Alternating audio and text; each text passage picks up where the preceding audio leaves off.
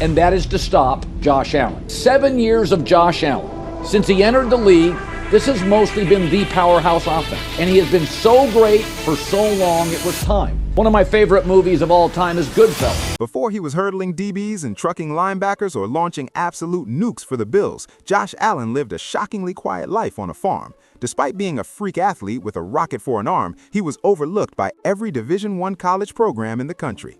This is the story of Josh Allen and how he went from zero-star recruit to NFL superstar. And his story starts on a 3,000-acre cotton farm in the small town of Firebaugh, California. Josh Allen was born on May 21, 1996, to LaVon and Joel Allen as the second of 4 children. His hometown, Firebaugh, was tiny, with a population of just 6,800 people. But without that upbringing, Josh wouldn't be the player he is today. Josh developed into the player that he did because he didn't have a lot of the distractions that he would have had living in a larger town or a big city. In 2017, he told ESPN that his dad worked his tail off to provide for their family. "If I'm half the man he is, I'll be all right in this world."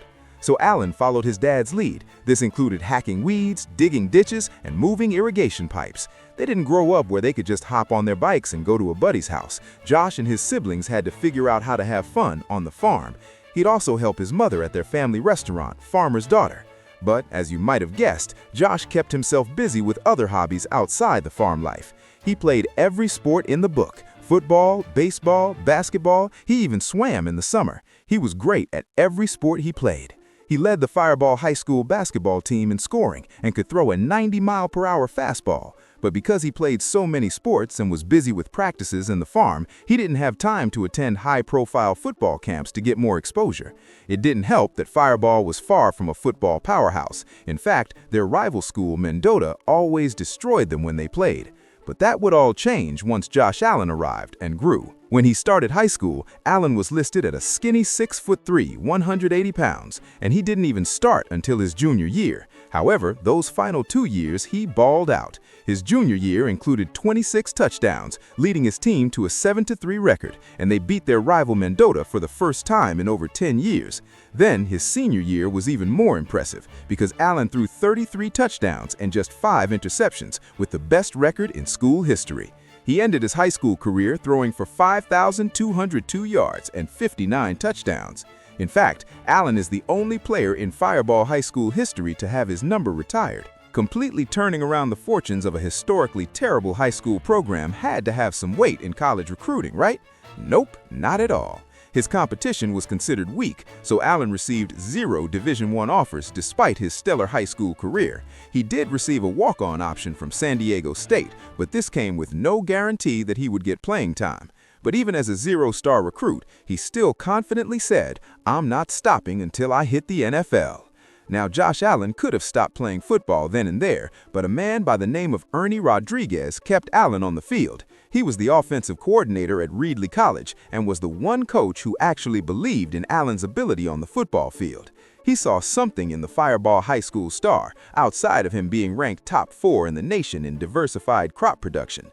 So Josh attended the JUC Reedley College, which was just 1 hour away from Firebaugh.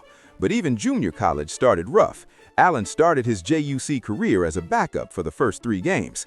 After growing 2 inches and now standing at 6'5", 210 pounds, he got his chance and he showed out. In his very first collegiate game, he ran for 4 touchdowns. In just 10 games, he had 2,055 yards and 26 touchdowns. This season was one for the record books because the team averaged 452.2 yards per game and was the 9th-ranked JUC offense in all of California. Allen was a huge part of that because Reedley put up 285.3 passing yards per game and 39.4 points per game, which was 10th in the state. This success led Allen to have even greater motivation to play Division I football. He was ready, but no one was calling, so he had to do it himself. Allen sent emails to every possible college in the nation, from Alabama to Washington.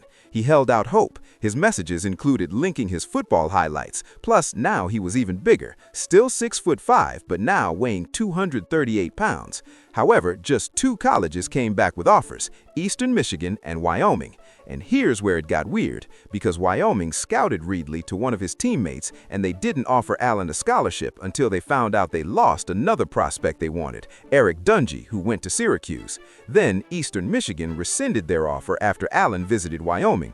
But that's okay, because Wyoming coach Craig Bohl was the only FBS coach in the entire nation that came directly to visit Josh Allen in California, simply telling his dad, "We went all around the country, and there's only one quarterback we want, and that's your son. He's going to be the face of our program." Still, Allen held out hope for his favorite team growing up, Fresno State, the team he dreamed of playing for since he was 8 years old. But Fresno State went with another option.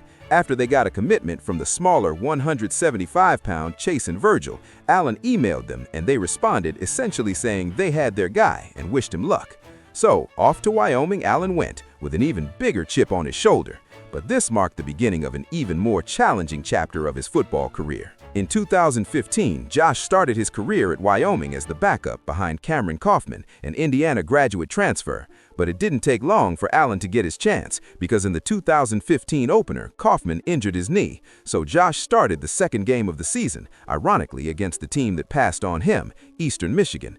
But in just the first quarter, a 24-yard run turned into a disaster. His collarbone shattered into 7 different pieces, quickly ending his 2015 season as a medical redshirt after just 13 plays. However, this extra time actually helped, because he took that time not only to study the playbook, but to get faster and stronger. The mental part of the game is always the most important factor. In 2016, Allen was the Cowboys' day 1 starter, and this is the season he put college football on notice. This included one of the biggest wins in Wyoming history, beating the 13th-ranked Boise State 30-28 early in the season. With 2 big wins against top 25 teams, the Cowboys put up 35.9 points per game, good for 2nd in the Mountain West and 25th in the entire nation. Allen threw for 3,203 yards and 36 total touchdowns, 28 passing, 7 rushing, and 1 receiving. However, it wasn't all great. He also threw 15 interceptions and completed just 56% of his passes that year. But it didn't matter, because Wyoming took home the Mountain West Conference Mountain Division title and played San Diego State for the conference championship, falling 27-24. This season was a major stepping stone for Josh, so big that he even considered taking the next big leap to the NFL. He talked with multiple people to make a decision, including his dad, head coach Craig Bohl, and even Carson Wentz. But Bohl ultimately convinced him by saying, "Do you want to get drafted, or do you want a career?" So Josh remained with the Cowboys with a new purpose. That purpose was solely to prepare for a future in the NFL. In 2017, many people, including Adam Schefter, said Josh Allen would be the #1 pick in the NFL draft next year. But it didn't start the way you would expect. With a young roster that lost 4 all-conference players to the NFL, the Cowboys lost 2 out of their first 3 games. Keep in mind, those losses were to FBS powerhouses Iowa and Oregon. Allen wasn't looking great. He started the season with just 7 touchdowns to 6 picks. He was also held to under 100 passing yards in back-to-back games against Oregon and Hawaii. But the season did improve. He finished the season throwing 10 more touchdowns and 0 interceptions. Wyoming finished 8-5, and Allen was invited to the Manning Passing Academy that June. But still, there were tons of questions surrounding Josh as he was set to enter the NFL. Many thought Allen was too raw and too inaccurate to last in the league. He drew comparisons to everyone from John Elway to Jamarcus Russell. The arguments piled up. Critics cared about his inaccuracy, noting he completed 56% of his passes, didn't step up against good teams, and argued that throwing the ball 70 miles per hour or 90 yards wasn't important for an NFL quarterback who might only throw 1 Hail Mary per year. A stacked quarterback class in 2018 made it difficult to place Allen, but if we look at his 2018 draft profile, many could argue it was right on the money. A round 1 pick, a 6.4 prospect grade, and projected to become a good starter within 2 years. So how did those first 2 years go? The Buffalo Bills took Allen with the 7th overall pick. They traded up from 12th to get him, as they had an up-and-down experience with Tyrod Taylor from 2015 to 2017. However, Allen was not named the starter at the beginning of his rookie season, but it wouldn't take long. During the season opener against Baltimore, then-starter Nathan Peterman posted a 0.0 passer rating with 5 picks in the first half, so Allen was asked to step up in his first NFL action ever. On September 9, 2018, Allen had 74 passing yards, but they lost 47-3. Then the next week he was asked to start. In Allen's 2018 rookie season, he was 5-6 as a starter. Just like the record, Allen showed flashes of great play but also some horrible decision-making. He ended 2018 with more interceptions than passing touchdowns, but also had 8 rushing TDs. For analysts, this was almost spot on with their predictions. Flashes of greatness, but overall inconsistent and a project quarterback. The Bills didn't make the playoffs, and they ended Allen's rookie year with a 6-10 record, which was worse than their record in 2017. So there was nowhere to go but up. The next season, not only did the Bills flip their record to 10-6, Allen made massive strides, and the numbers prove it. 3,089 passing yards, 20 passing touchdowns, 9 rushing TDs, and just 9 interceptions, as he improved his completion percentage by 6%. But the most important part? The Bills made the playoffs. They took on the Texans in the wildcard round, but a back-and-forth battle would end in an epic overtime loss, despite starting the game up 16-0, and Allen throwing for 264 yards. Remember that 2018 draft profile? Well, he did become a good starter within 2 years, and this was just the beginning, because not only did Josh Allen start to understand the NFL game within 2 years, he was about to take the biggest leap of his young career. 2020 brought tons of expectations. Not only did the playoff performance against Houston bring hope, the Bills also acquired Stefon Diggs from the Vikings as a playmaker to help Allen.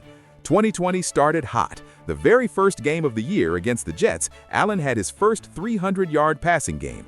He went for 312 yards, 2 passing touchdowns, a rushing TD, and a 72% completion percentage. The Bills won 27-17. Then it only got better. The very next week, Allen threw for 417 yards and 4 touchdowns against Miami. The way he did it was even more impressive, as he had a 46-yard pass to win the game in the fourth quarter.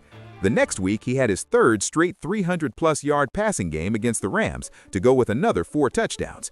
He actually became the first player in NFL history to have more than one 400-yard 3-touchdown game without a pick in a season, and this was just halfway through the year. The Bills were also becoming one of the best teams in the NFL, finishing the regular season with a 13-3 record and an AFC East title, their first since 1995. Allen was a huge part of that. He finished the regular season with 4,544 passing yards, a Bills single-season record, and 37 passing touchdowns to just 10 picks. He also had 8 rushing TDs. Because of his stellar play, he became a household name. Not only did he become a Pro Bowler, he also placed second in MVP voting and was second-team All-Pro. 2020 brought tons of success than the Bills had seen in decades, because for the first time since 1993, they went all the way to the AFC Championship game after beating Indianapolis and Baltimore in the playoffs. The 2020 AFC Championship was rough playing the Chiefs. Kansas City's defense was smothering, including a late-game interception on Allen to seal it. It was the first red zone pick of Allen's career. Despite this disappointing loss to end the season, this was Allen's one and only interception of the playoffs, and he increased his completion percentage by 12% from the previous postseason. He also became the first Bills player to win AFC Offensive Player of the Week honors at least 3 times in one season, doing so 4 times. It was now abundantly clear that the Bills found the face of their franchise, so they had to make sure he was there for the long haul.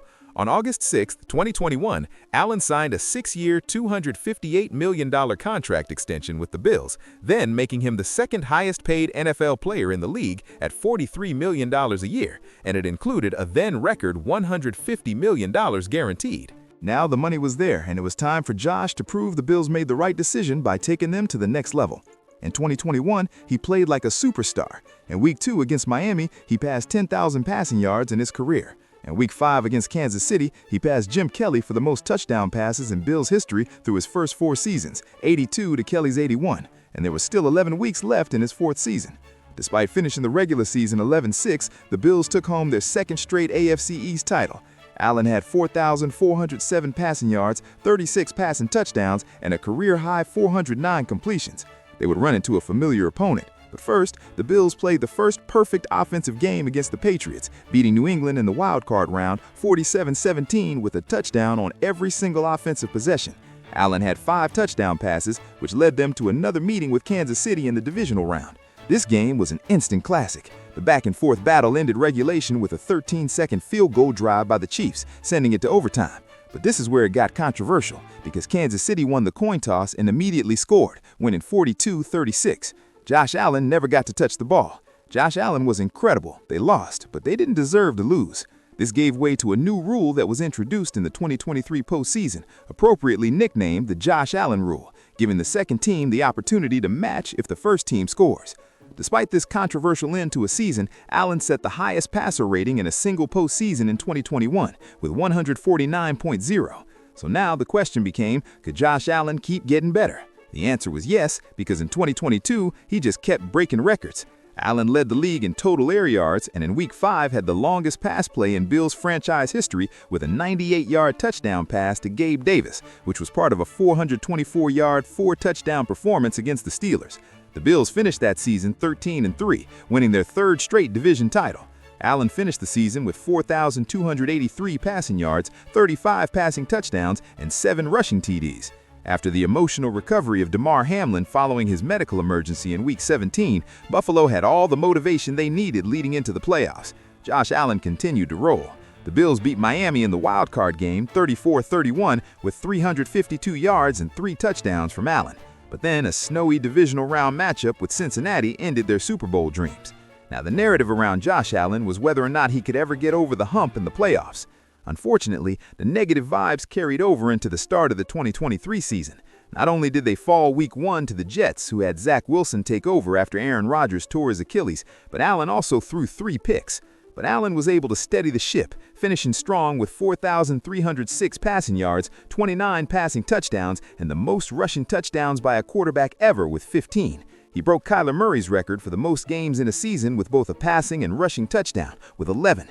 In addition, Allen became the only player in NFL history to have 4 straight seasons with over 40 total touchdowns and helped Buffalo tie a franchise record for most consecutive AFC East titles with 4, something they hadn't done since 1991. But all of this didn't matter without playoff success, and the Bills fans were starting to become restless. So Allen started the playoff campaign with a stellar performance against the Steelers in the wildcard round, including a 52-yard rushing touchdown. But all roads in the AFC lead to one team, the Kansas City Chiefs and Matthew Mahomes, who the Bills would face in the divisional round, this time at home for the first time in Allen's career. But despite Josh accounting for all 3 of Buffalo's touchdowns, they lost in the divisional round for the 3rd straight season. After this, many were convinced the Bills' championship window was officially closed, and the 2024 offseason only made that noise louder. The departure of many of the Bills' key pieces over the years, most notably Stephon Diggs, marked a new era in Buffalo. One thing remains the same, and that's Josh Allen leading the charge. He started the first month of 2024 with 7 touchdowns and no interceptions, continuing to show that with him at the helm, anything is possible. While people continue to doubt his greatness, even being named the most overrated player in the league in an anonymous poll by his peers, he continues to silence the haters with elite quarterback play. The Bills are well on their way to another divisional title, and Allen is once again an MVP candidate. At the end of the day, he's doing pretty damn well from a farmer from Firebaugh.